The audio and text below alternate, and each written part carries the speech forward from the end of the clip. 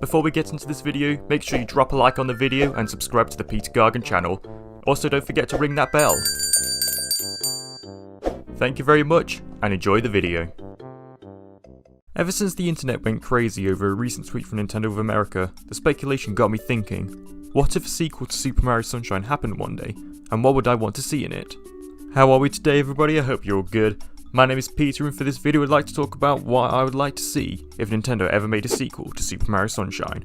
While it's not exactly my favourite Mario game, I've always preferred a sequel rather than a remaster, as I feel like they could explore the ideas introduced in Sunshine in loads of different new ways, and I feel like a remaster simply wouldn't do justice to the potential a straight up sequel will have.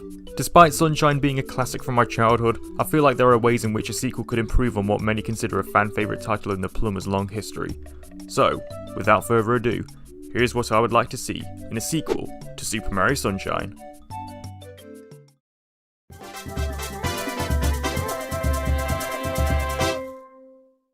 Starting off, the first thing I really want to address is my biggest gripe with Sunshine in general, the level variety.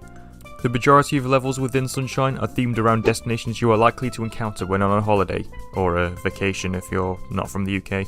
And while this makes sense considering the context behind Sunshine, I think it's a shame that the game mostly consists of water and beach themed levels. I know it might be a bit difficult to implement a snow level for example, but I think the likes of Pina Park and Corona Mountain had the right idea of sneaking in other themes of levels. I think a level with a similar theme to Odyssey's Lost Kingdom would fit well in the context of a vacation-based adventure, and as for a snowy level, how about a mountain that's geographically established to be in the northern regions of the game's overall setting? There's probably other examples of different themes that could work within a holiday setting as well, but those are just two examples that I could think of from the top of my head. As for the overall setting, I think a cool idea would be to have multiple islands to explore, similar to Donkey Kong Country Tropical Freeze. The main problem with this, however, is that the world is likely to feel a bit more disconnected compared to Isle Delfino from the original, because I thought one of the coolest things about Sunshine was the fact that you could see how the levels are connected by seeing them from a distance in a different level.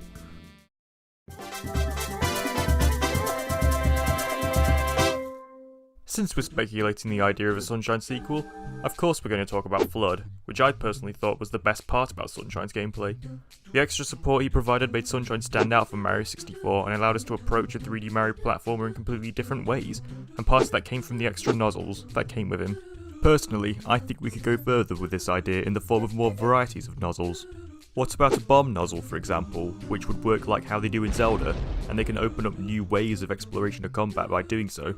We could even go full on Splatoon with a sniper nozzle that could be used in certain situations. Not sure how that would work though in a Mario platformer, but I thought I'd throw it out there. If any of you have any cool ideas for nozzles that could work, let me know in the comments. Another idea regarding the nozzles is that unlike the original, you should have the ability to switch between the nozzles whenever you want, rather than hunting down a specific box to open up. You could argue that this takes away potential challenge, but at the same time, going to a different place to find the right item and then coming back only really creates the illusion of challenge in my opinion, because it wasn't exactly hard, it's just more time consuming to go out of your way to be able to progress. I think the challenge should come from already having the tools at your disposal and figuring out what to do with them. This could open up multiple ways you could tackle certain obstacles as well, kind of like Breath of the Wild.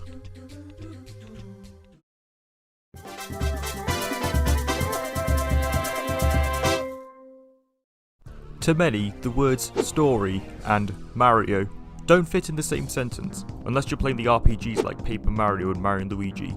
For the majority of Mario's main series platformers, the premise has simply been, oh no, Peach has been kidnapped by Bowser for the umpty-tumpth time, better go save her, or there's no cake for you. And while Sunshine is no exception to this rule, it at least tried to have some variation and stakes to it. What I mean by this is the fact that on top of introducing Bowser Jr. to the cast, it also gave him somewhat of a motive to kidnap Peach, believing her to be his mother, and I know he eventually reveals he's known all along and this isn't the case. Spoilers by the way, but you get the idea. He also tried to put Mario out of the picture by framing him for the graffiti, therefore removing the main threat to Bowser's goals of keeping Peach to himself. The reason I'm bringing all of this up is because I think if there was a sequel to Sunshine, they definitely need to maintain that level of ambition in its story. I know Sunshine's story isn't exactly JRPG levels of complex, but I personally think it succeeded in trying to be more than just a typical Mario plot that simply exists just to drive the game forward.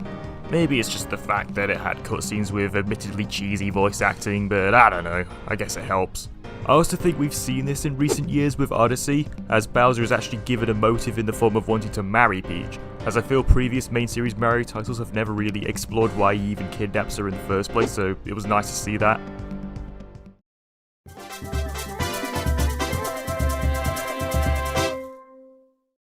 Next up, tone down the blue coins.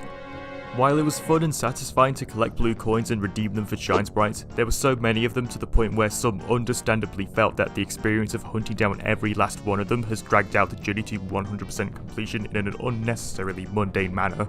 To do a little bit of maths, you get 1 shine for every 10 blue coins, and there are a total of 240 of the things, meaning there's 24 shines that you get from them. There's a total of 120 shines, which means that a staggering 20% of all the shines in the game consists of looking for blue coins in some of the most cryptic ways imaginable.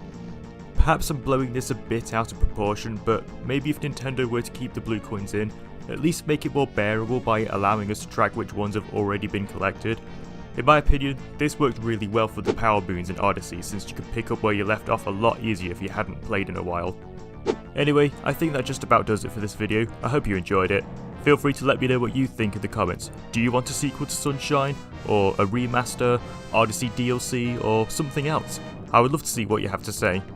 Also, since you're here, why not check out my other videos, including this one where I talk about why I think there's still hope for Pikmin 4. Until next time, see you later.